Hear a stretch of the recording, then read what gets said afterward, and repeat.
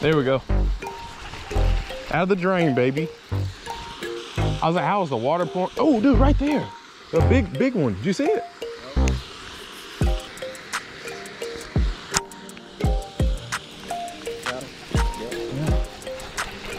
On that structure over there. Oh my goodness, that was a big one. Yes, there he is. That's a good one. Oh my gosh, he felt good. Double up. Double up. Boys, it is fishing time. I've been out fishing today and I've been looking for one of these combos because a lot of them are sold out.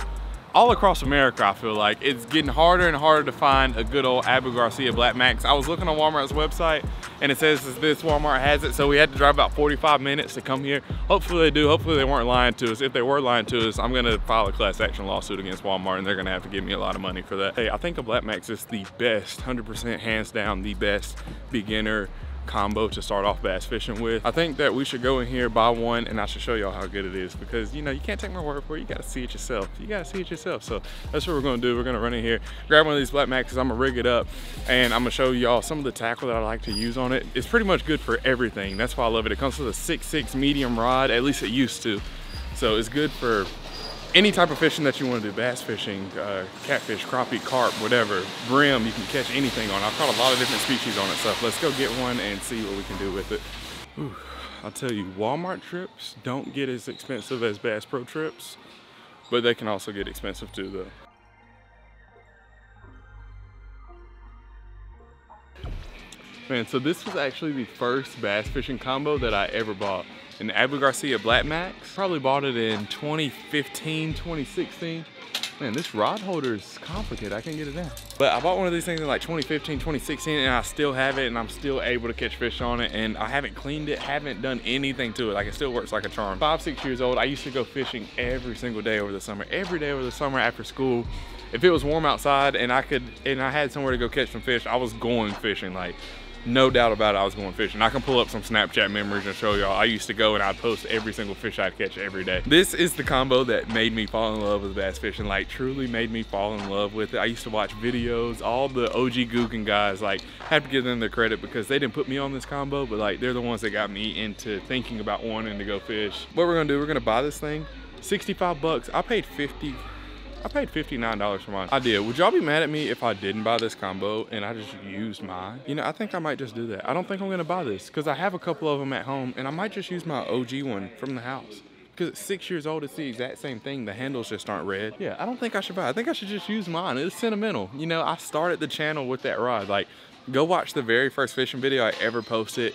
It's at the very bottom, like kind of with some of the videos from high school. I think it's like catching monsters or something like that 4 or 5 years ago. I'm pretty sure Black Max is in the thumbnail, like my first ever Black Max. That's how you know I've had these things for a long time. We're not gonna get it. We're not gonna get it. We're gonna use our own. So we'll go to the house and get that rigged up and we're gonna use our own for this video. I think that's the smart thing to do. We shouldn't, there's no point in using one when we got the OG one at the house. Man, I didn't think about that. All right, we're not buying one. We're not buying one. That's weird. Normally when I come in here, I leave with $100 worth of stuff, but just had that epiphany and I feel like it's sentimental to me, so that's what we're gonna do. All right guys, you got your Black Max from the store, you're rigging it up.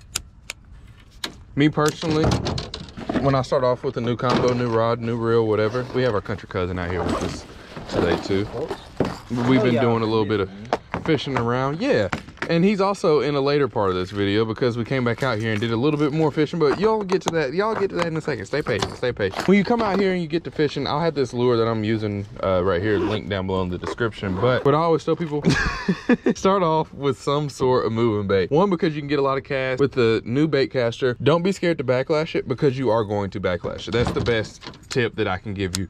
But I'll try to give you some tips to help you not backlash it as often. And that first tip is gonna be tighten everything down. I mean, tighten your spool tension knob, tighten your drag, tighten everything as tight as it'll go. Because if everything's tightened all the way down, you're not gonna be able to make that good a cast, but you're not gonna backlash it. So spool tension knob tightened all the way down, drag tightened all the way down. That doesn't have anything to do with your cast, but I just tell people to tighten it to where when you set the hook, hopefully your first bass isn't a 10-pounder, but you're not gonna lose them with your drag tightened all the way down.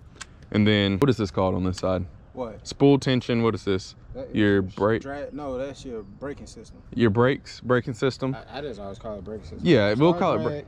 Tension knob, brakes. Yeah, brakes. Tighten your brakes all the way down to the max. So when you click your button, Say it again. Mind if I add a little? Yeah, just let them know. Let them know. I've been fishing with bait cast since I was like 10. You got me beat there. You can't go fishing.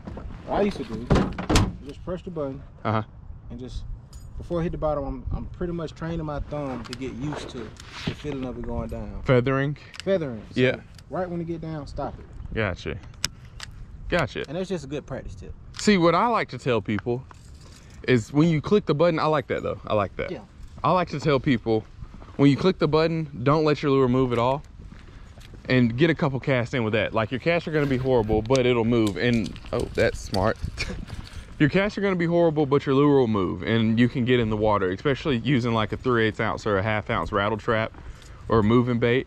You can get a whole bunch of casts in and it gets you fishing, it gets you in the water, it kind of kills that anxiety. Once you get comfortable, first thing that you're gonna do is back off your spool tension knob just a little bit to where your lure slowly falls. And when I say slow, I mean like it's slowly falling. Like, you don't want it to, when you click your button, you don't want it to drop. You want it to just barely creep down. So when you get to that point, that's where your thumb's gonna come in a little bit more, because everybody's like, oh, I gotta use my thumb with the bait catcher, gotta use my thumb with the bait catcher. You can get them to a point where you don't have to touch them at all. But that's gonna take a lot of practice, and that's where don't be scared to backlash it, because I'm not gonna lie to y'all, I probably backlash a reel every couple of weeks. Like, it's gonna happen. There's no not backlashing a bait caster. You can buy the most expensive bait caster, you can buy the fanciest Corrado DC that you can find, and you're still gonna backlash it. So me and Greg went crappie fishing today. We ended up with 4 keepers for the day, which is probably one of the best days I've ever had crappie fishing. Caught one about 7, 8 o'clock. You caught the biggest one. Yeah, I caught the biggest one of the day, but like, I'm not a crappie fisherman. If you want to check out some crappie fishing content, check out the Country Cousin. But Larry Wilson Jr., we're pretty much gonna stick to bass fishing on this channel. We might do a little bit of crappie here and there. You know, if I feel inspired, we'll do a little bit of crappie fishing. But as of right now, we're gonna stick to the BASS. Once you get to the pond, you're real super tightened down. One thing that I like to do is make parallel casts to the bank. When you get to walking the bank, you'll really kind of find out that a lot of fish, you start seeing like you're spooking off a lot of fish, and there's just fish that you're missing, you know. So I like to make a couple parallel casts before you walk all the way down onto the water. You know, cast around a little bit. Don't just go stand on the edge of the bank before you get down there, because maybe not right now, but about April, May, there'll be fish just where you're probably gonna go stand at, and you don't want to spook those fish off. So as far as casting goes, everything's tightened 100% down. Click the button, nothing's happening. So on your back cast, like on your back swing, thumb on the spool, and then when it starts to come forward, like when it gets when your rod gets, check this out. When your rod gets parallel, like right here, take your thumb off the spool and your lure will go flying. Boom. Not gonna go that far. The closer ripples are mine. The one back there is Greg's, but lure's not gonna go that far, but it gets you in the water, it gets you fishing, it gets you comfortable. So like if I was teaching my son how to use a bait caster, that's how we're gonna start. You're not gonna make the craziest cast in the world, but I want you to get your casting mechanics down and get comfortable with casting before you start to back off your spool tension knob. I caught a couple out of that tree that's, oh no. Yeah.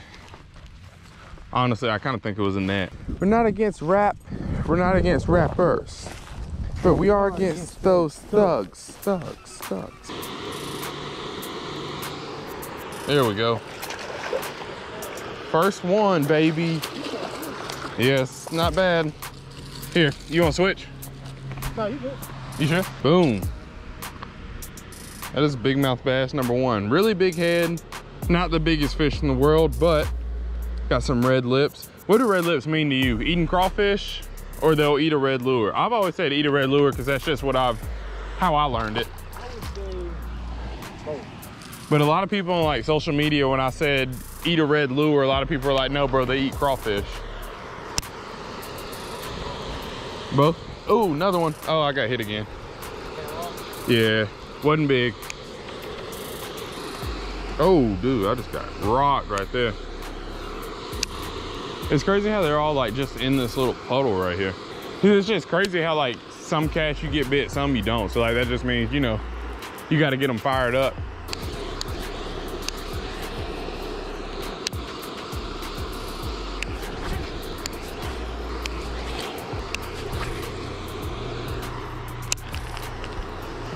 got a little bit to make something happen. I love a Black Max. A Black Max just feels so natural in my hand. Like all the other reels are cool and whatnot, but it's just something about a good Black Max. It's like, there's a lot of, I kind of want us to walk like around this way and like go the back way, but there's a lot of bluegill or something right here, because in the like previous videos I've tried to record out here, like I get bit a whole bunch like right in here, but I think it's like small bite, like they have to be small fish. Well, I almost went down. I ain't go all the way down though.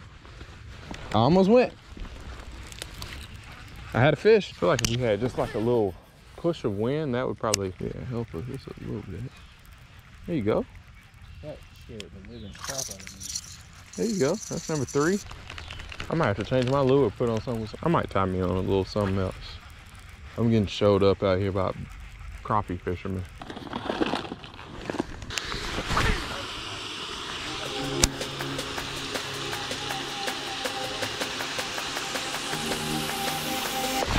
There we go. Out of the drain, baby. On the Slobberknocker. Get out of there. Come here on the Slobberknocker. That was a good one. All right, boys. Fish on that good old Black Max. We love this thing. Gotta love a good Black Max. Oh, the water pours in from the other side. I was like, how is the water pouring? Oh, dude, right there.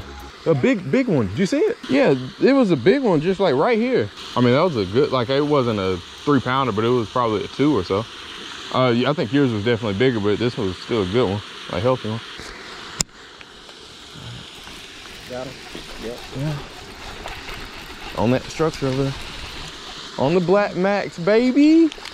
Perfect hook set. What's it doing? Oh. Slobberknocker. That's the ones that you're looking for. Yeah, that would have won us the tournament this morning. Isn't that beautiful? Might do a little IG story with him. Got the Black Max, got the Slobberknocker. Got Country Cousin. I gotta get a day of filming in with good old Country Cousin. See you later, man. He used to work at Honda. Oh my gosh, dude. I saw him. He stopped my reel. He stopped my reel. When you say good, like 3, 4? 2.5. Okay, okay. Nothing too crazy. You're about to say I love bass fishing. I forgot how much I enjoy catching bass sometimes. You gotta admit, the fight's better. No. Well, you're fishing an ultralight rod. Like if you caught a 2-pound bass on an ultralight rod, you'd be pretty okay. But wading through a creek's different. Wading through a creek is different. Like catching anything wading through a creek will be fun. No, we're in a lake. Yeah, same thing. Like wading in a lake, whatever. Like wading through. Oh, dude, did you see that? That was a giant. Was it really? That was like a real giant. Like, is it really? Where are they coming from? I don't know, because it's pretty shallow in here, but like every time they eat it, you can see them. It looks like unless the water runs back up in here somewhere. Yeah, because the rocks, they probably have a lot of like good shelter for the rocks and whatnot. Yeah, but I've missed a big fit, 3 pretty good ones. Got one? Yeah. Good? Oh, he's decent. Not bad. They got good fight in them though. I'm trying to let him play out and get some more hooks in. That's a pretty one. That one kind of looks like a red eye ball. Yeah. Oh, that's a thick one, dude. Look how it's like one of those Florida strain. Yeah. Oh, that's a good one. That's a good one. Oh no! I do not want to lose this Slobberknocker. Yeah, I'm sending my rod at it. I'm gonna do it. I see it. It's at the tip. Dude, do not send your rod. I'm sending it. I don't want to lose it. I mean, this way out. I know this. Definitely my Slobberknocker.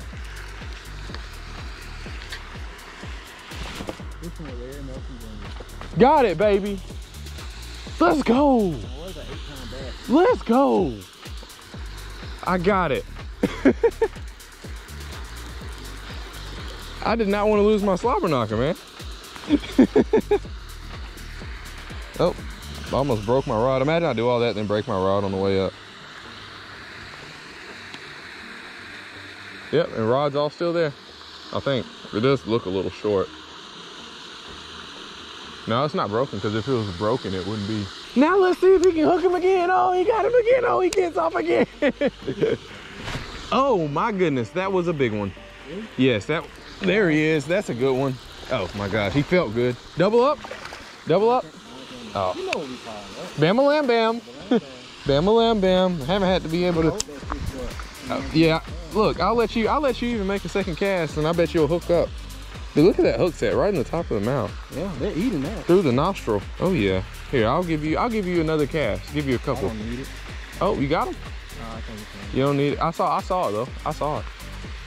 You had the potential. You just need the platform. You want another cast, or you want me to let this one go and just try to do it again? Try it. You want another cast? No, I'm saying you okay. Okay, cool. See you later.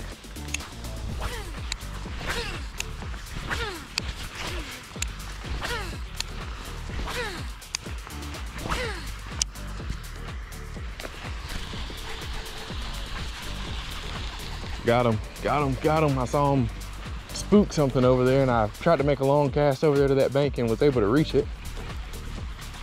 Got one on the good old Slobberknocker. He ate that the second it hit the water. Awesome. Cool. What's that, number 4 on the good old Black Max? They're fishing a Slobberknocker, so this isn't like the most ideal setup for a 6.6 medium rod, but I mean, we're getting it done, and that's the cool thing about this Black Max rod. It's a 6.6 medium. So normally, like with the 6.6 medium rod, maybe a jerkbait, you know, but it's good for anything. Like you can fish a frog on this rod. You can fish a Slobberknocker. Normally, if I'm fishing a Slobberknocker, I'm fishing like a 7.4 bladed jig rod, and I have kind of like a special rod that I like to throw Slobberknockers on. But this is how I got started, and like I said in the beginning of the video, guys, I was gonna buy a new one, but I figured it'd be a better testament to the actual combo itself to show y'all the one that I've owned for, oh, how long have I had this? This is coming up on 6-7 years now. I got this thing when I couldn't drive. I was 14 or I was either 14 or 15. I got it from Walmart in Talladega, Alabama. I will never forget it. I saved up my money and like paid $60 because they were like 59 something. Paid my money and got my Black Max, and I mean, as you can see, I've had it ever since, and it's running well. All right, guys, so I was sitting here editing the video, and the part where I was trying to explain to y'all about the Black Max and like the different parts of it, I feel like I could have done that a little bit better. And just for the people that are just now getting into fishing, I feel like, you know, just a little 2-3 minute explanation and like breakdown, rundown of a bait caster probably wouldn't hurt. Just throw it in the video if you want to watch it. If you don't, I have way more videos on my channel for you to watch, and we have a lot more coming up, so just make sure you hang around. All right, so this is our Black Max just as a little safety precaution. We're gonna take this Warpig off. I hooked myself in the leg last night with a Chopo. Wasn't that bad. I took it like a champ. I just pulled it out. As far as when you start, I would 100% tell you to start with some sort of moving bait. I always say a Warpig or a rattle trap or something like that, just because you can make really, really far casts with it. And then you can get a lot of cast in, so you can go ahead and get that practice going. Like, and then also, if you get a bite, there's really no detecting a bite with that rod. Like, you don't have to, or with that lure, you don't have to like wonder if your rod's sensitive enough, which that rod's plenty sensitive. So if I'm fishing a Texas rig or whatnot, I can feel a fish eat that. With a moving bait, you're gonna feel the weight of the fish when you get bit. So like, you can keep making your casts, you can be practicing and fishing at the same time. That's why I always say just start off with the moving bait. At least that's my thinking, because a Texas rig is kind of slow. You have to figure out your cadence. I'd say move on to that second.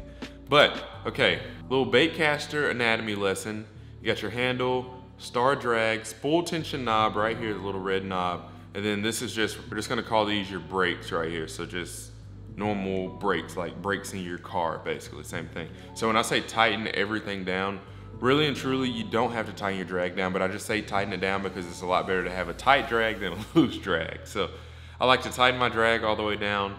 I tighten my spool tension knob all the way down, and then you're gonna tighten your brakes. Most reels, if you don't have a Black Max, most reels are gonna have like a minimum or maximum setting. So like, I just put it all the way to the max, click it all the way there.